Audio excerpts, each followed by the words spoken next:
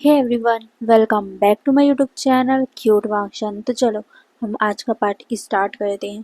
पिछले पार्ट में जैसा हमने देखा था कि लैन चिंगेन जिनको बहुत ज़्यादा पिटाई पड़ी थी, जिस वजह से उनकी हालत बहुत ज़्यादा गंभीर हो गई थी। उनको बहुत सारे हीलर्स भी देख रहे थे, बट वो बुजुर्ग हो चुके थे और इतनी ज़्यादा मार पड़ने से, और वो भी वांगजी के कार्ड नॉर्मल नहीं थे, वो बहुत ज़्यादा पावरफुल थे। एक इंसान 10-10 20-20 को संभाल सकता है, वो इतना पावरफुल है। तो यहाँ तो 10-10 सैनिक मिलकर चिंगेंजुन को मारे हैं, जिससे चिंगेंजुन की हालत बहुत ज़्यादा गंभीर हो गई है।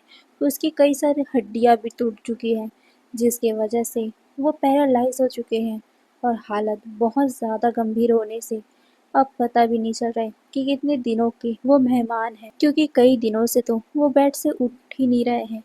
वहीं दूसरी तरफ विंग, जिसे ये बात पता ही नहीं है कि उसके चिंगेंजुन फादर के साथ हुआ क्या है। अगर उसे पता होता वो भागते हुए वहां पहुंचता। वहीं चांग से सरन, वो भी चाहती है कि उसके बच्चे चिंगेंजुन को देखे, वांगजी देखे, सिचेन देखे, बट वांगजी आ नहीं रहा है और विंग को वो बता नहीं रहा है, और साओ शिनचैन को वो आने नहीं दे रहा है। और सिचेन सिचेन तो अपने ही धुन में मस्त है। या कहूँ तो लैन कुरन ने उसे ऐसा कुछ बताया है जिससे वो अब पहले जैसे इंसान रहे ही नहीं। उन्हें अब चिंगेंजुन और चांगसे सरन से कोई मतलब ही नहीं है।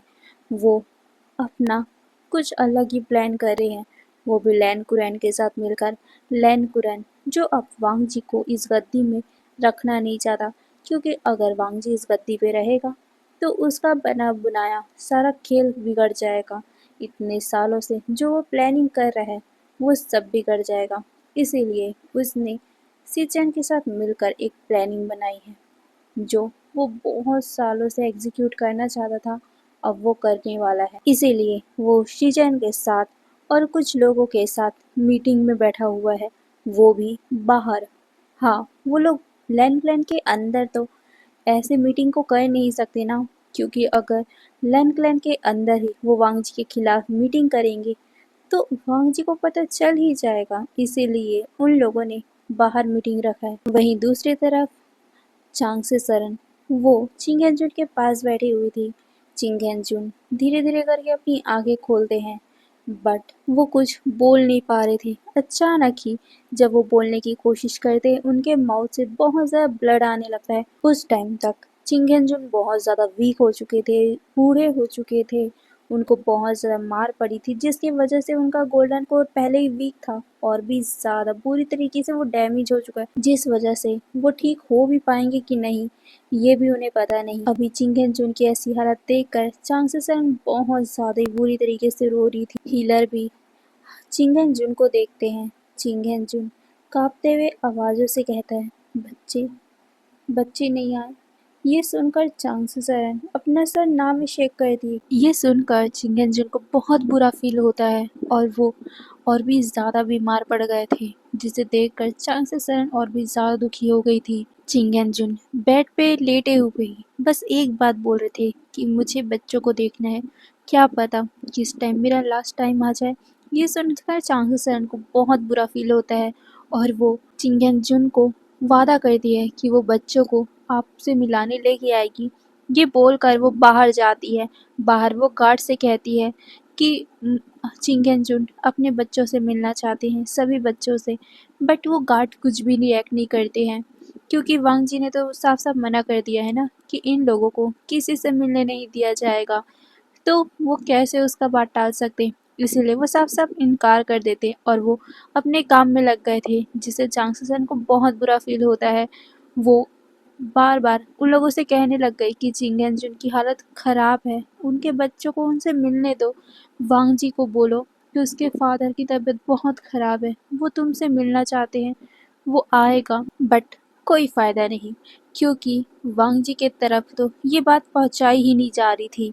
बट बार बार चांगसेसन के कहने पर कुछ गार्ड्स ने ये बात वांगजी तक पहुंचाई कि चिंगेंजुन की हालत बहुत ख़राब है और वो लोग चाहते हैं कि आप सभी बच्चे उनसे मिलो। बट वांगजी साफ साफ इनकार कर देता है कि वो उससे नहीं मिलेगा और ना ही विंग को उसके पास जाने देगा। शाओ शिनचैन को भी वो वहाँ से निकलने नहीं दे रहा है। और सिचन वो भी वहाँ नहीं जाते हैं। ऐसे करते करते फिर से 5 दिन बीत गए थे। अपने बच्चों का इंतज़ार करने में चिंगेंचुन और भी ज़्यादा वीक पड़ गए थे। वो और भी ज़्यादा बीमार पड़ गए थे। ऐसे पेल दिख रहे थे कि जैसे सिर्फ कुछ ही टाइम का मेहमान हो वो। खाना पीना भी उनका बंद हो चुका था। उनके गले से एक निवाला भी, एक पानी का बूंद भी नहीं जा पा रहा था क्योंकि वो बहुत ज़्यादा इमोशनल थे। वो बार-बार सभी बच्चों को याद कर रहे थे और साथ ही वो वांग जी से माफ़ी भी मांगना चाहते थे। जो भी कुछ हुआ वो गलत था। वो उसे सच्चाई बताना चाहते कि जो वो समझ रहा है वैसा कुछ भी नहीं है। माना उसकी गलती थी, बट पूरी तरी पूरी तरीके से उसकी भी गलती नहीं थी।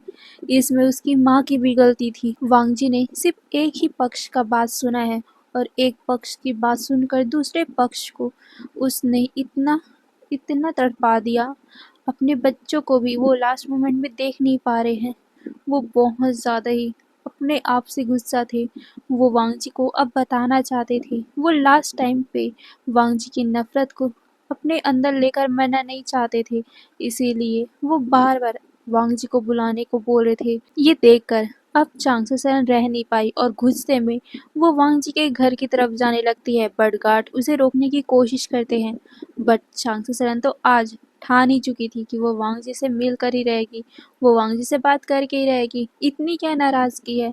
इतना ऐसा क्या कर दिया है उसके फादर ने जो इतना नफ़रत करता है वांग जी? माना अगर उनसे गलती हुई भी है तो इतनी बड़ी तो नहीं कि मरने के टाइम वो अपने बच्चों को भी ना देख सके। अगर ऐसा ही है तो आज वांग जी को सच्चाई पता चलनी चाहिए। कौन सच है, मतलब कौन सच्चा है, कौन झूठा है, किसने क्या गलती की है, सभी वांग जी को पता चलनी चाहिए। राजा बन गया है ना वो, तो सभी पक्ष को सुनना चाहिए उसे। एक पक्ष का बात सुनकर, एक पक्ष को देखकर वो दूसरे पक्ष को इस तरीके से तड़पा नहीं सकता है। उसे दूसरे पक्ष की भी बातें सुननी चाहिए। उसे सभी तरफ से निष्कर्ष निकालना चाहिए। उसे सच्चाई पता होनी चाहिए। सच्चाई के बिना अगर वो किसी को सज़ा दे रहा है तो ये सबसे बड़ा गुनाह है और वांग जी अभी गुनाह ही कर रहा है। इसीलिए आज चांगसो ने ठान लिया है कि वो वांग जी को सब कुछ बता के रहेगी। यही सोचकर वो वांग जी के पास जाने लगती है। गार्ड्स चांगसो को रोकने की कोशिश तो करते हैं, बट चांगसो बहुत गुस्से में थी। इसीलिए वो बिना कुछ सोचे समझे वांग जी के जिंगशी की तरफ चला जाती है। गार्ड्स उसे रोकने का ट्राई कर रहे थे, बट चांगसो सरन नहीं रुकती है। चांगसो सरन बहुत ही तेजी से गेट पे नॉक किए जा रही थी। अभी शाम का टाइम था। वांग जी अभी अभी घर वापस आया था और वो फ्रेश अप होने गया था। विंग जो वांग जी के लिए नाश्ता बना रहा था, मतलब कुछ खाने को बना रहा था, जब उसने इतने तेजी से नॉक को सुना तो विंग गेट की तरफ जाता है। वहीं चांगसो सरन को खींचते हुए गार्ड्स पीछे ले जा रहे थे। तभी विंग अचानक ही गेट खोलता है और जैसे वो देखता है कि उसकी माँ को कैसे वो गार्ड्स खींच रहे हैं, धक्का दे रहे हैं, विंग को बहुत ज़्यादा गुस्सा आता है। अपनी माँ और अपने पापा को इस तरीके से कोई धक्का दे तो किसी भी बच्चे को गुस्सा आएगा ही। हाँ, विंग पहले नाजुक था, कमज़ोर था, बट जब से वांग जी ने उसे माफ़ किया है तब से वो नाजुक रहा नहीं। उसके अंदर भी अपने अल्फा की हल्की फुल्की ताकत, हल्का फुल्का जो इमोशन है, गुस्सा है, वो आ चुका है। और अभी विंग को इतना गुस्सा आया जब किसी ने उसकी माँ को धक्का दिया। विंग वहाँ आता है और अपने तेज़ी से फेरोमोन को रिलीज़ करने लगता है, जिससे वहाँ के सारे गार्ड सफोकेट हो गए थे क्योंकि वांग जी ने उसे माफ़ किया है। तो विंग को अब अपने फेरोमोन में कैसे कंट्रोल करना है वो बहुत अच्छे से आ गया है। विंग का ओमेगा गुस्सा हो गया था। वो तेजी से अपने फेरोमोन को रिलीज करता है जिससे सभी गार्ड्स अपने कदमों पे आ गए थे। विंग एक नॉर्मल ओमेगा नहीं है और वांग जी से माँ खोने के बाद तो वो और भी ज़्यादा पावरफुल हो गया है, जिस वजह से अभी सारे गार्ड उसके कदमों के नीचे बैठे हुए थे। विंग गुस्से में उस गार्ड को एक थप्पड़ मारता है जिसने उसकी माँ को नीचे गिराया हुआ था, धक्का दिया था। वो चिल्लाता है, वो कहता है कि तुम्हारी हिम्मत भी कैसे हुई मेरी माँ को धक्का देने की। आइंदा अगर किसी ने मेरी माँ को टच भी किया ना तो मुझसे बुरा कोई नहीं होगा। ये बोलकर वो उन गार्ड्स को देखता है और कहता है कि निकलो यहाँ से। ये बोल वो उन लोगों को जाने को बोलता है। पहले तो वो लोग एक दूसरे को देख रहे थे कि उन्हें जाना चाहिए कि नहीं। विंग फिर से चिल्लाता है और कहता है मेरी माँ मेरे पास है और तुम लोग यहाँ से जाओ। ये सुनकर वो सारे अपना सर हिलाते और फिर वो वहाँ से चले गए थे। वहीं विंग चांगसे सरन के पास आता है, वो उसे उठाता है। चांगसे सरन भी बहुत ज़्यादा वीक हो गई थी और चांगसे सरन की ऐसी हालत देखकर विंग को बहुत बुरा लग रहा था। वो तो रूम से ज़्यादा बाहर आता नहीं और आता भी है तो उसे चांगसे सरन और चिंगेंजन से मिलने नहीं दिया जाता। इस वजह से उसे पता ही नहीं था कि इन लोग को कैसे रखा जा रहा है। बट अभी जब वो देख रहा है तो उसे बहुत बुरा फील हो रहा था।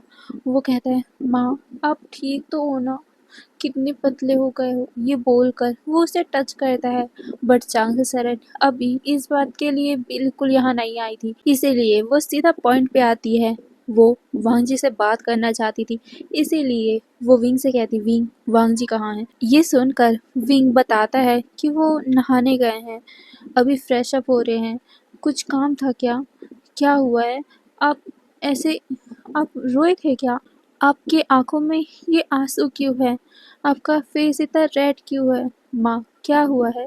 ये सुनकर चांगसे थोड़ा उदास हो गई थी। वो कहती है, विंग मुझे समझ नहीं आता कि तुम ये जानने के बाद भी कि तुम्हारे फादर किस हालत में हैं, तुम उनसे मिलने नहीं आए।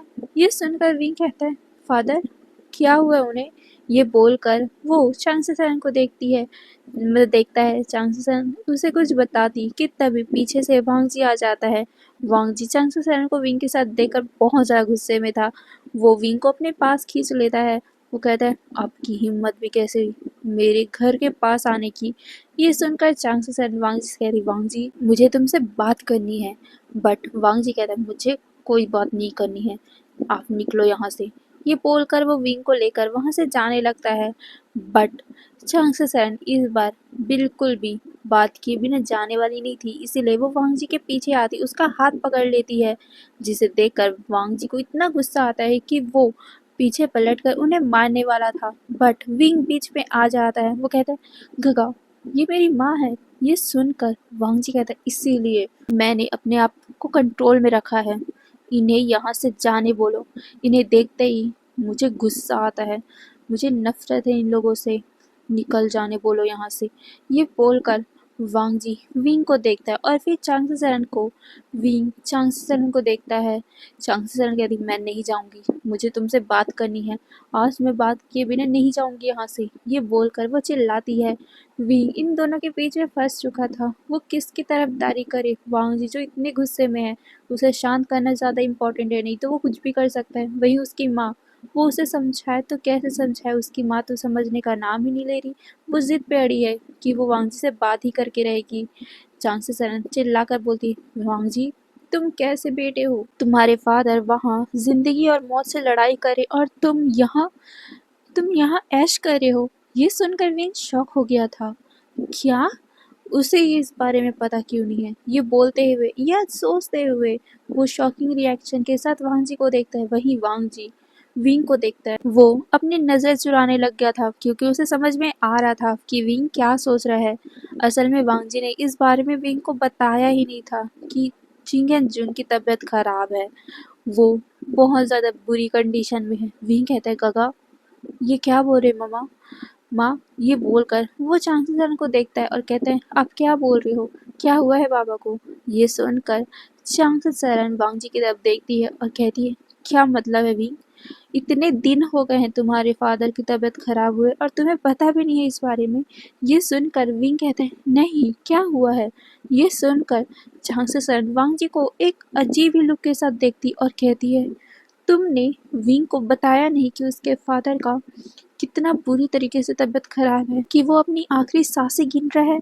ये सुनकर विंग शॉक हो गया था। बट वांग जी चिल्ला कर बोलता है, वो विंग के फादर नहीं है और ना ही मेरे फादर है। अगर वो हम दोनों के फादर नहीं है तो हमें क्या करना है, वो जिए या मरे?